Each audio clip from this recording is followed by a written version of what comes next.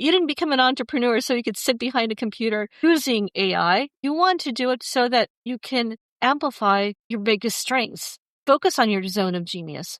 Focus on your why and your purpose. You're listening to Fuzzled, where structure beats hustle every time. If you want marketing that's designed, not reactive, you're in the right place. Let's dive in.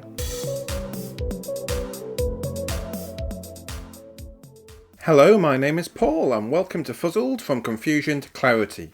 This is the podcast for thoughtful founders who want to become recognised experts online without the noise, guesswork, or constant content grind. Each week, we explore the systems behind authority, visibility, and sustainable growth in an AI-shaped world. And today's episode sits right at the intersection of AI, mindfulness, clarity, and human-centered business growth, because many founders are feeling the pressure right now. More content, more tools, platforms, automation, and more AI. And yet, for many people, the real problem is not the technology, it is clarity. If you are not clear on your expertise, your audience, your message, and the value that you bring, AI does not remove the confusion. Indeed, it can amplify it. So today we're exploring how founders can pause long enough to understand their own signal before using AI to scale it. And to help us explore this, I'm joined by Shilpa Lewis. Shilpa is a mindfulness-led AI strategist, meditation teacher, and the founder of Omni Mindfulness. She has more than 20 years' experience in UX research and human-centered technology design, including work with major technology companies such as Hewlett-Packard and Microsoft. She also began her career interning at Apple during the early days of the modern internet. Shilpa studied artificial intelligence long before it became mainstream, earning a degree in information and computer science from UC Irvine with a focus on software design and artificial intelligence, followed by a master's in human-computer interaction.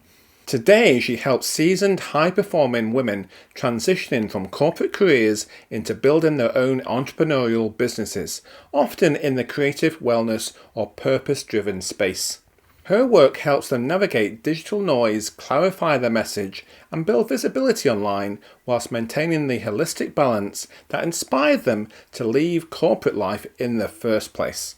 Through frameworks like the Omni Pivot framework and the 3A Amplify Method, she guides founders to understand their audience deeply and use modern tools like AI with intention. Shilpa is also the host of the Omni Mindfulness podcast, where she explores digital storytelling for spiritual solopreneurs and conversations at the intersection of AI, mindfulness, creativity, and conscious entrepreneurship. Her philosophy is simple: pause, reflect, amplify. So let's go and meet Shilpa in the Big Breakdown.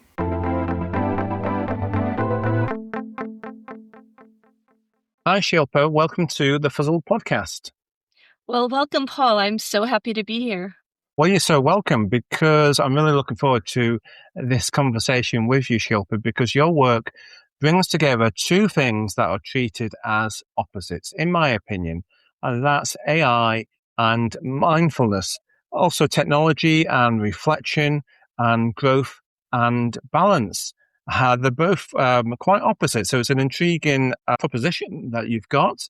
And it makes for an interesting conversation. So I'm going to get straight to our questions, if I may. So first of all, I know that many founders feel overwhelmed by AI and content creation right now. So in your view, what is the real source of that confusion? In my experience, I feel like it's not just about the technology and navigating the digital noise as a solopreneur or entrepreneur. It's the very thing I experience, which is you are trying to identify what technologies do I actually need to use. Maybe it's AI in this generation, but I started as a solopreneur before the kind of new in vogue LLMs were not as popular. But even before that, social media has been around just long enough to cause enough of that tension. Like, am I visible enough? Which I know you realize that's important. But the overwhelm really comes from the fact that we are taking that energy that we want to invest in the foundation and building of our dream business potentially, and instead having to rechannel, relearn, and what I call like getting away from your zone of genius. Not everybody has a techie background. And so then what happens that you are caught with fear of missing out, fear of not doing enough, not being everywhere enough, and learning all these things along the way, which is the overwhelm. Yeah, it must be a minefield. If you're not from a technology or a marketing background and you own your own business, it must be pretty confusing in terms of what to do. Did you feel like a lot of the confusion comes from which AI tool to actually use, but then actually how to use it? So how do you want the AI to help you in your business? What do you want the AI to actually express on your behalf? Yeah, and just step back. As I mentioned moments ago, the AI technologies, more specifically known as large language models, LLMs, have been more mainstream or prevalent for entrepreneurs only in the last, 3 years max, maybe 3 to 4 years. But when they first started surfacing up, just a little bit of a backstory, which I know you're aware of, is that I actually ignored the noise for a while. I was like, well, it's been under the hood.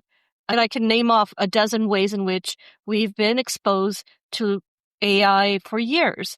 And so it wasn't this entity that a lot of people have, like what I call the elephant in the room, the fear. It was something that I'm like, it's been around, and if I'm going to need to use it, I will. Then I started playing with it in the last few years. I think it's really started with ChatGPT. And when I actually took it seriously and realized it can help me, and there's a method to the madness. You can't just put rubbish in and expect really No. good stuff to come out. But when you are methodical to the degree at which it can respond to what you're requesting, it's magical. I don't know if in England you have something called Red Bull. It's something called, there's a drink called Red Bull. We do, yeah. Red Bull, Yeah. yeah. Give you Yeah. wings. They Yeah. give you wings. I Mhm. say AI gives me wings as an entrepreneur. It's like the Red Bull. Ah. And the more, the more strategic I got about utilizing it, I genuinely started to enjoy it. And then for a while, I was mostly just using ChatGPT in very creative ways. But in the last year, I've actually a year and a half maybe, I've gone to the point where I'm like, okay, I will use Perplexity for my research. I'll use Claude to do my more serious writing. ChatGPT will go off and do quick chats with me if I need to do a quick response. And then I have now Gemini. It's exploding, but each of them have their own talent, and some of them overlap a lot. They do. Each of them has its own nuance, doesn't it? Yes. I like the analogy with Red Bull. It's so AI gives you a boost at the end of the day, doesn't it? So it helps to boost your productivity or boost your thinking. So Yeah. it's a nice way of thinking it. Absolutely. You mentioned digital noise there as well, which is really confusion. And this podcast is all about taking people from confusion to clarity in terms of business growth and marketing. So I know we've talked in the past as well, and you talk about digital noise versus a founder's true signal. So, what does that actually mean, and why is that distinction becoming more important in the age of AI? I recently had a guest who spoke to me about the flood is coming, AI flood is coming. And the heart of the conversation really went into, what does this mean? The grand scheme of things. Are we going to be obsolete? What do we have as humans that will still give us the human edge? And that goes back to the classic reason in which humans often slow down and pause. It's know thyself. And if a founder is truly wanting to shine, I genuinely believe that AI won't take away their uniqueness and their lived experience. But to get there, one must know more about themselves, and not as a one-off, like a checkbox. Like, oh, I took time to do that a personality quiz, right? Yeah. But we're all evolving. Like what I was a year ago has hopefully improved, and I'm becoming a different version or refined version of myself. So same goes with someone who's now taken on the role of being a founder, an entrepreneur. They are evolving. I hope that answers your question. Yeah, very much so. No, I can see why you have the combination of AI, but also mindfulness as Yeah. well. It's a very mindful answer response. So it reminds me that I had a guest, Rachel Lawrence, was on the show. I check out her episode, and we were talking about looking inward and really connecting with your lived experience. Because when you've gained so much experience in life and in work, it's about celebrating that and really bringing it to the fore and putting it into your messaging on your website, having an authentic brand. And you're absolutely right. AI can't replicate that. It can help you in the background to actually bring it alive or articulate it, but it belongs to you, doesn't it? Your personality and how you are authentic definitely belongs to you. So let's move on, because I also want to talk to you about UX as well, which is interesting. I know a lot of people don't know what UX is. It could be a good piece of marketing terminology for Buzzword Bingo one day, I think. So UX is all about user experience, really, mostly on websites, but having a website that is frustration free, just easy to use and easy to navigate. So your background is in UX research and human-centered design. I love that phrase. So how has that lens shaped the way you help founders understand their ideal clients? And how did it lead to the creation of your 3A Amplify method? Yes. A little bit of backstory is my original education was in a field, information and computer science, and it was still evolving. But the information part is what I find more intriguing, because a lot of schools were teaching engineering and programming, and that's one of the reasons I probably applied for the program.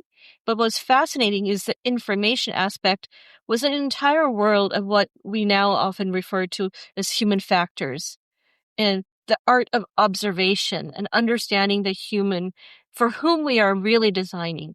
And by the time I was done with the program, I was like, I am not going to be programming for the rest of my career, even if I'm good at it. I just couldn't see myself in a lab, just isolated, coding, but not being connected to the very experience for which I'm the designer. So I took part in a variety of programs, maybe classes, so to speak, where there was an opportunity to do what is now called ethnographic research, ethnomethodology, going like Margaret Mead and into the wild and observing people and coming back with your own takes on what's really going on. And fast forward to then practicing user experience for the last 20 plus years, almost 30. um, One thing holds true. That is still true for being an entrepreneur, which is you are serving a human, and that human probably is experiencing some kind of gap or pain. And the first thing a human wants to do is get away from the pain. If you give them a shiny object, it'll be like the way most people are feeling these days. Like, I don't want another new AI. I don't want to sign up for another new social media account. But how can you reduce the pain so I can have fulfillment of the aspirations I have? And so that's where I came up with the 3A model, aspirations, aches, and apprehensions. We all have our apprehensions. And if we can understand it through that lens, we are, in essence, building an archetype or persona of the person we want to serve. It makes sense. Yeah, very much so. So you're, again, you're looking inward, aren't you, to really get Yeah. to the truth Yes. of who you are and who you want to help or who you want to serve. Yes. So it sounds like a great tool. So there's a lot of good thinking in there, a lot of intelligent thinking. And I'm sure that tool or that method can really help a lot of founders who are confused. Yeah, I turned it into a custom GPT and a skill file so that when you can apply to your business. You can apply it to, let's say you're working in carpentry, but you are interested in leveraging AI to help with your small business. this lens may help, because maybe you think you really know your customer, but maybe things have changed. Like I said, if we as humans change and evolve from year to year, then maybe your customer is also. I'm sure they do. And I think it's a really important point to always go back and understand your ideal client. It's not a one-time piece of work, which a lot of people do it initially when they're setting up their own business, or you go on a coaching course for business coaching. Initially, there's always ideal client work to do, and that's right that you do it. But you're so right, Shilpa, you should go back and look at your ideal client again, because I think your business evolves over time as well, doesn't it? So you might not be serving the same people as what you set out to. Great thinking that you've got a great tool and method that people can use there. So let's talk about entrepreneurs, because I know entrepreneurs are very talented people, very ambitious. But again, I see a lot of entrepreneurs who are slightly confused with AI and using AI for content, as well as there's a slightly negative narrative around content creation on social media when you use AI for it. So how can entrepreneurs use AI as a strategic amplifier of their expertise rather than becoming dependent on it for content and ideas? This is an art, I believe, and it's an art that I've gained an appreciation on from the time I started using AI. And when I say AI, I know that both of us probably are speaking to the large language model, ChatGPT, Claude type of technology, although a year from now that might change also. The approach in which we use AI, there's a method to the madness. And if you approach it like, let's say you're training a real human, actual human with a pulse. It's an intern who's now walked in and they're still getting a degree somewhere, and maybe in technology or English. And they're like, okay, I'm earnest to write for you. They may not know your voice. They may not know any of your life experience. And maybe they're 17 years old and they've barely lived enough life experiences to have a lens on, the aspirations, the aches, and the aspirations that a human will have 20 plus years into their career. So the ability to then give AI a way to frame your skills and your knowledge and your voice is an art.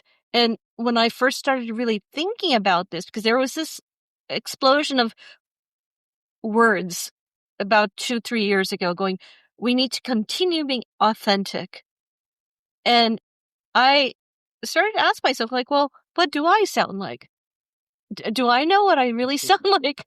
And do I always sound like the same? And then I really realized, well, it depends. Like, if I'm talking to a friend, I may have a style and it's going to be informal. But if I'm talking about like writing a research paper, it's going to be different. But all of that's coming from my own lived experience. So how do we then have a framework, and how do we convey this to people that are entrepreneurs, that there is a way to do it? It's not just about sitting in front of that LLM, because I've heard people say this to me going, oh, it's going to learn, because I've heard it learns.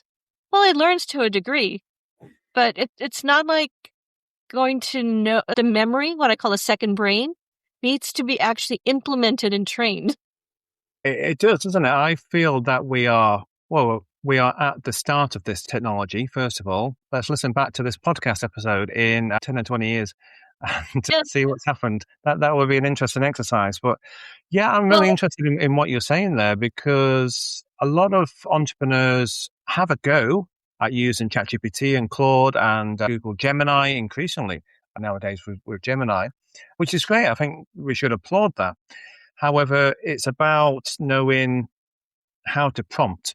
I think the skill is not AI, it's prompt engineering, which is a real skill. So I create content engines as well. In ChatGPT, you can do it in Claude as well. But within there, you've got to put a lot of content in. So this is over 1,000 words in terms of capturing tone and style, your programs, your offers, what platforms you want the content to be on. So there's a lot of input that goes in there in order to get something a little bit more authentic towards yourself or towards your client. So there's a lot of thinking in there, but I think that style or that methodology will only get better going forwards, because if we think about computers 30 or 40 years ago, or the early home computers, I remember having a magazine. It was called Input Output, and you would put a little bit of code in, and it would do the simplest thing, like change the color of the TV with different colors. And we thought it was fantastic,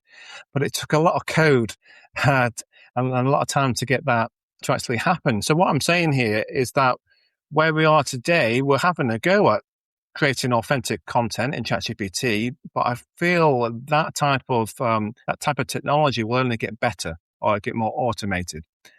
I don't know what it looks like at the moment. Maybe you know better than me in terms of how it will evolve.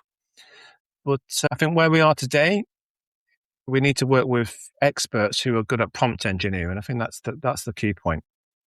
Yeah, and even with that, I'm sure you've heard that ChatGPT, some of the prompts, the way in which you've maybe adopted some of the prompts in ChatGPT, custom prompts may change. The rules may change in how you can integrate them or use them. And now I'm using something called skill files. And so I have like my voice skill file for Shilpa or Omni Mindfulness, or I have one on my brand pillars and brand voice.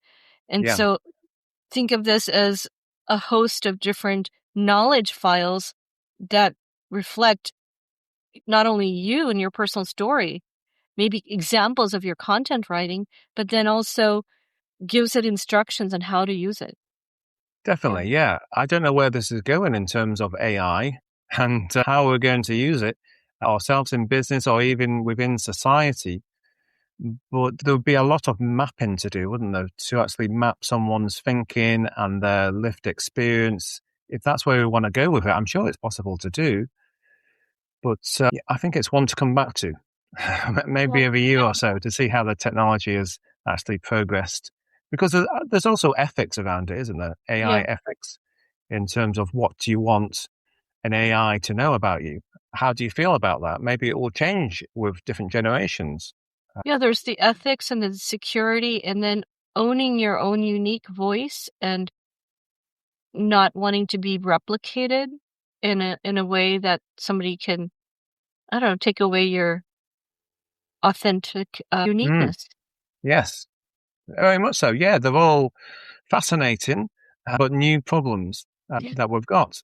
We need to work through it ethically. But for now, let's keep using ChatGPT and Claude and Gemini and creating great content and using it in great ways for our businesses. I think that's where we are today. So, final question for you, Shilpa. If someone wants to become a recognized authority online today, what is the first clarity shift they should make before thinking about tools or tactics?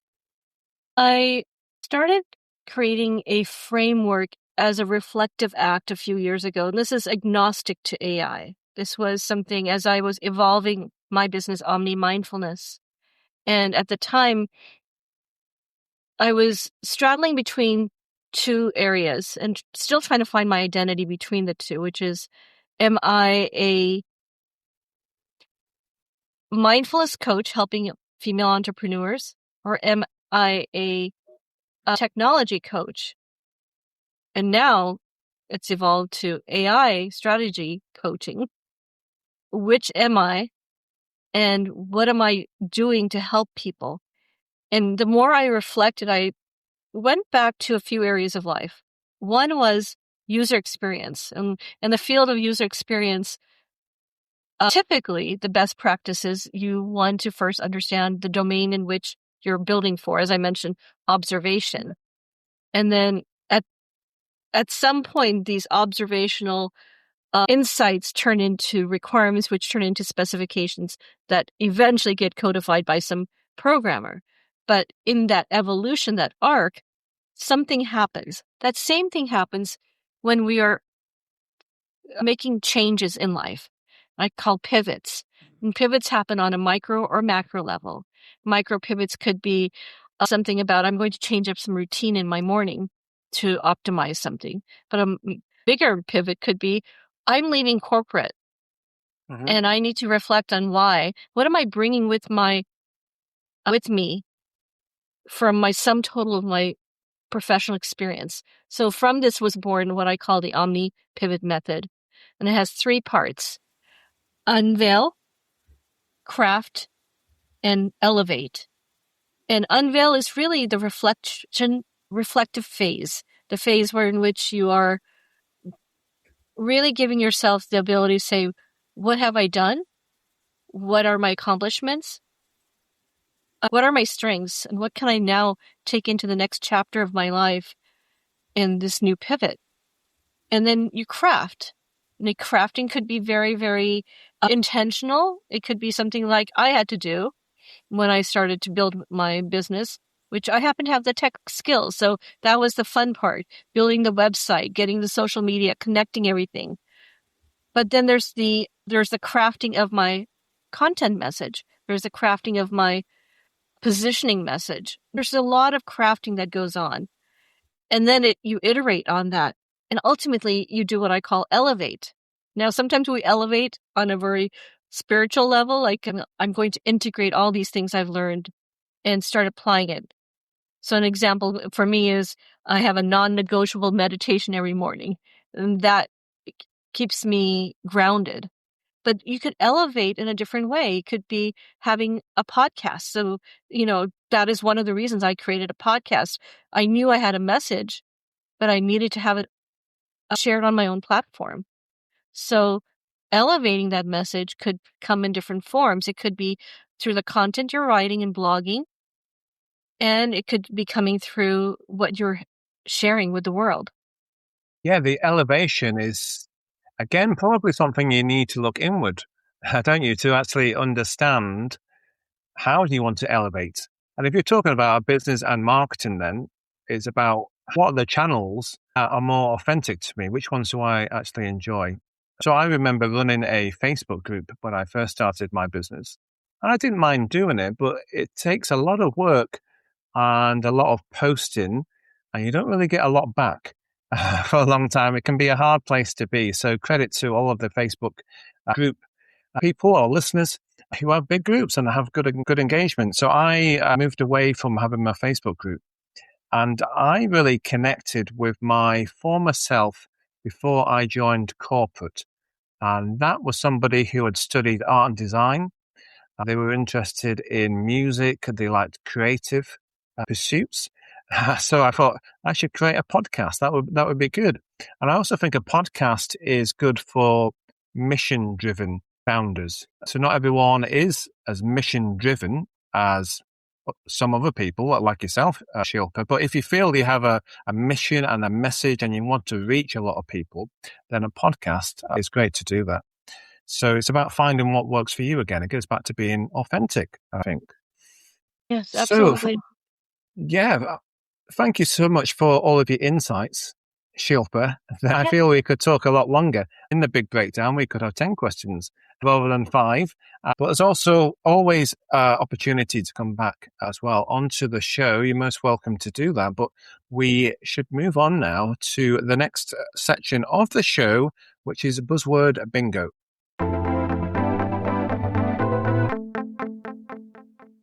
Okay, so it's time for a quick round of Buzzword Bingo. So this is part of the show where we take a word or phrase, usually from the marketing or technology world, but a lot of people don't really know what it means because there's lots of acronyms and buzzwords in marketing and in business. So we're just trying to make it a little bit clearer for everyone so we can move on and understand what these terms actually mean. So today's term is AI strategy, which is everywhere. So I'm so glad that you chose this phrase, Shilpa, because what does it mean? I'm sure a lot of people are thinking that. I think it could be quite a broad phrase in terms of what AI strategy actually is, but enough from me in terms of what it is. Over to you. Let's provide some clarity around AI strategy.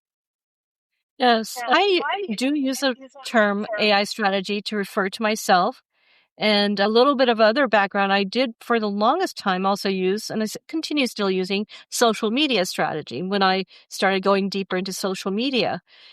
Both need to be used intentionally. And I think these are words that are inflated at times, overly used.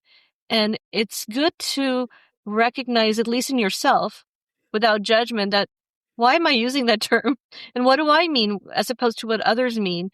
And I believe that having that inner clarity first and being really clear on what you think AI really does, because there's so much fear. And as I've mentioned to you, I have this newsletter series called Elephant in the Room, where I started to really put it out there. Like, I heard this, let's deconstruct it and really figure out, is that worth being afraid of? The same thing is true with what to use when you use AI and why. And the more important question is why?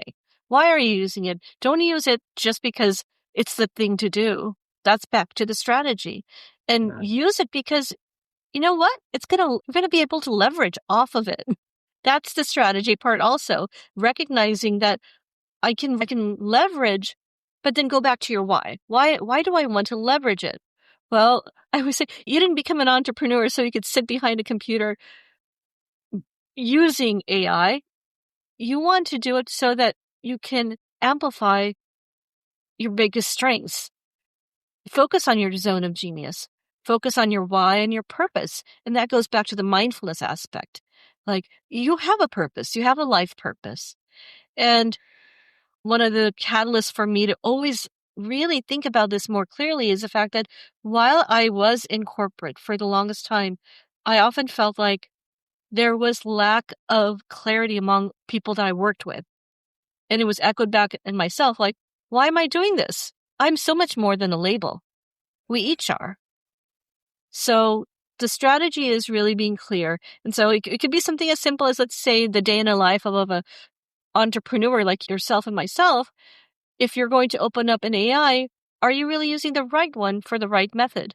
Like, Perplexity, as I mentioned, might be better at the research than, say, ChatGPT. They're all generally doing the same thing and pretty good.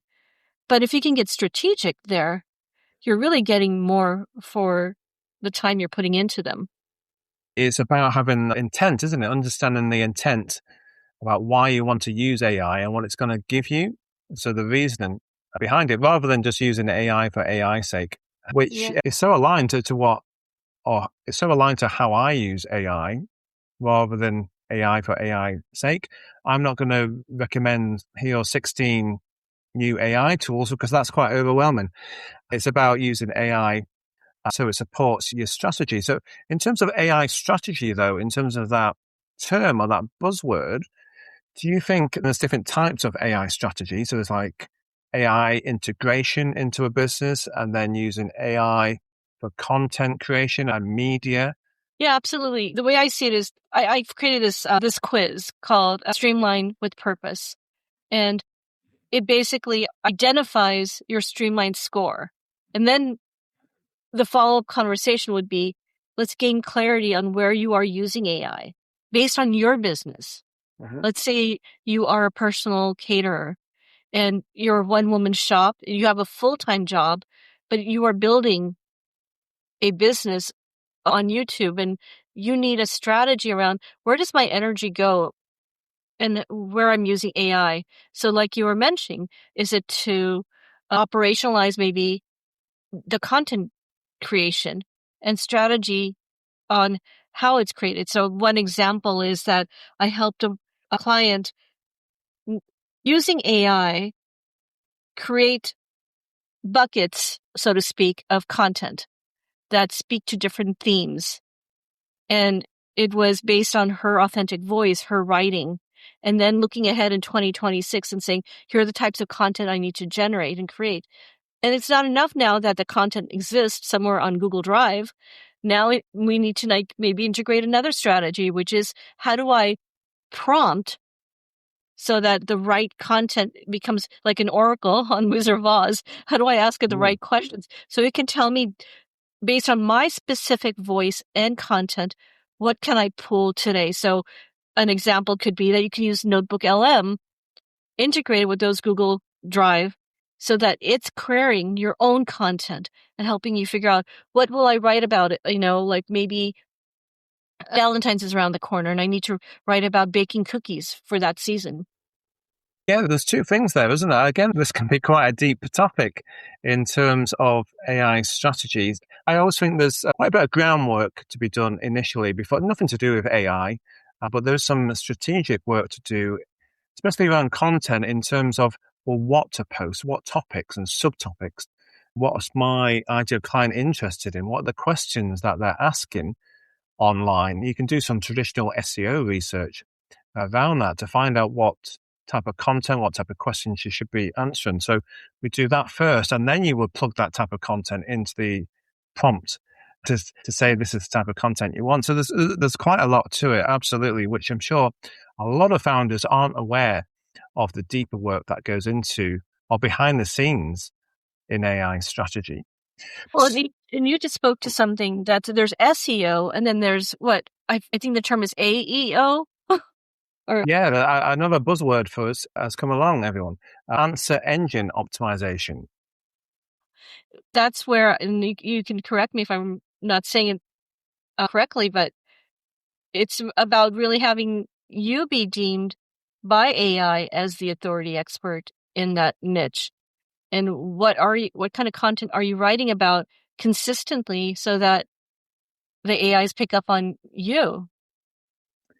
Very much so, yeah. And that's very much what my proposition is. It's certainly where Fuzzled leads to. So Fuzzled is all about gaining stability, first of all, and having a visibility system and just gaining some relief from the overwhelm.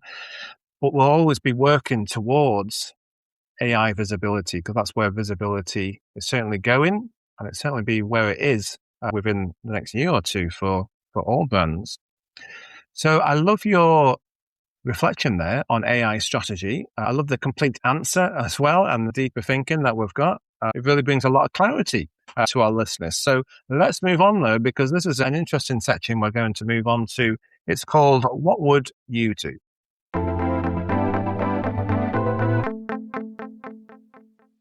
So this is What Would You Do? And in this circumstance, it's What Would Shilpa do? So imagine, Shilpa, if you were starting again from scratch today with AI strategy. So you've got the same experience, the same values, the same expertise, but you're starting afresh. Like a lot of people are doing, they'll be starting today or this week.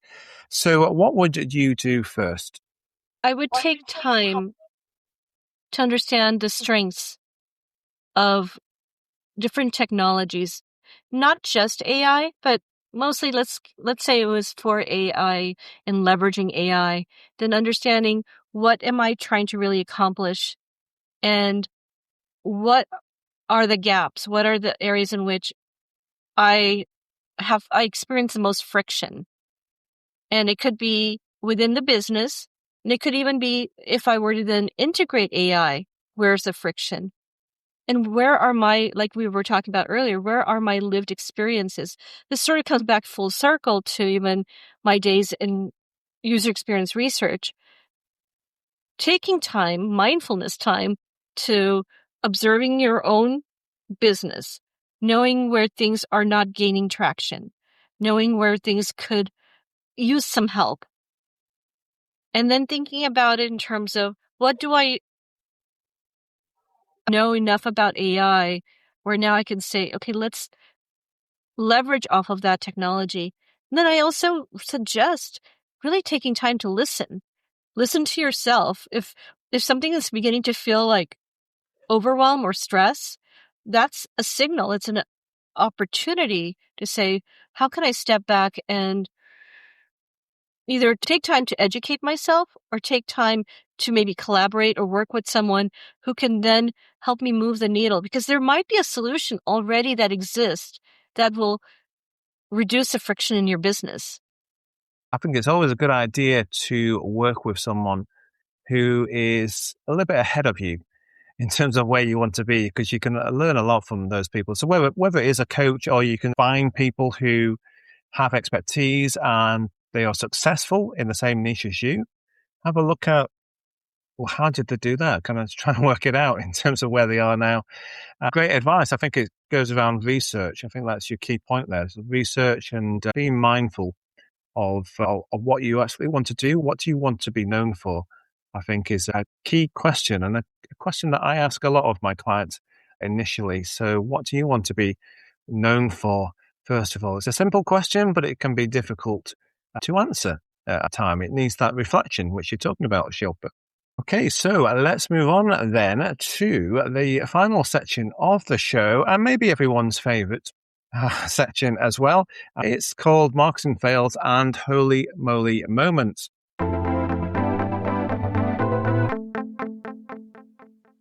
So welcome, Shilpa, to Marketing Fails and Holy Moly Moments. It's a bit of fun at the end of the day, this section of the show, because we're showing the human side of being a business founder and working in marketing, trying to figure it out sometimes for ourselves. So sometimes things don't go to plan, but credit to us, we did try. So that's what we'd call a fail, but it's not really a fail in the true sense of the word. Sometimes we have a marketing holy moly moment as well, where we worked on something and we worked it out and it worked very well for us indeed. So we should share those stories and lived experience. So over to you, Shilpa. What do you have for us today? My holy moly moment is where I came to full circle. And when we were talking just before you hit record, I thought, well, actually, that's a holy moly moment right there, even though I had initially a different answer. The initial answer, which is still holds true, is that when I started building this business, I thought all the foundational pieces had to be put together, and it had to look so clean and crisp that people needed to see me only as an expert if I had my excuse my French, my shit together. Sorry for that word, but I had it like polished. I had to be very polished. And it might come from the fact that I came from corporate or academia, where I just set the standard and bar so high. So everything, like whether it's a site, whether it's how I presented myself. And then what I realized more recently, the more I started to practice something different, which is go ahead and jump out of the messy middle and show your work. Be ready to be vulnerable. And I've been stepping towards that for years now. But most recently, I was sharing with you that I started using Ecamm Live. And that is the one area, while I do podcasts, I can talk, going live and going Ecamm Live was absolutely terrifying. And then you add the extra element of you're actually figuring out technology along the way. There's all these gadgets. I don't know if you've seen the screen, but there's a lot of information in front of you while you're doing it. And so I made the choice. I'm going to, on World Meditation Day a couple of weeks ago, host a live world meditation on my YouTube. And the interface part itself looked really polished. I'm like, okay, I'm ready to go. And just moments before I hit live, I thought, I always have music because I do have guided meditations out there. I thought a little light music would be good. So I turned it on. It sounded subtle enough. And then I went ahead and I had screens. I had an infographic. I had everything ready to talk through. And I loosely looked at the script, but I knew what I wanted to say. And guiding meditations was supposed to be the easy part. Well, the holy moly was, it's out there. And I can't be heard. All you hear is the music over my voice. And so you hear a faint voice at times, but mostly drowned out by music. And I was mortified, but I'm like, I had to get the messy middle out there. And it came at, I was learning the technology. I was trying to overcome the fear of being live. There was a lot going on. And what did I learn? Well, I survived, I guess. Nobody came to my site and said, I'll never come back. I think it needs applauding. That's a great holy moly moment. Absolutely. Yeah, it's you could call that a marketing fail as well, but in a good sense, because it can be very intimidating in terms of going live. And what you're saying there about Ecamm Live, I've not been on it, but it sounds like there's a lot on the screen whilst you are going live. So that's something to deal with in itself. So you're live and you're also working out what everything is doing that you're looking at on the live. So at least you got the music out there, though. That's a good thing. Well, yeah, I had the music integrated while I gave the meditation. I also had a slide. There's a lot going on, and I was really excited thinking, wow, I got it out there. I used all of different features, but the holy moly part is that my voice can't be heard, and I will have to continue experimenting. That's part of what it means to be an entrepreneur. It's like there's the messy middle might always be around. You just have to keep trying. Definitely keep being resilient and test and learn is the approach. It definitely works. Thanks so much for sharing that with us. It's a great story, and it makes people feel better about themselves when they're doing similar things as well. We're all in this together across the globe. We're all entrepreneurs having a go. So yeah, thanks for sharing.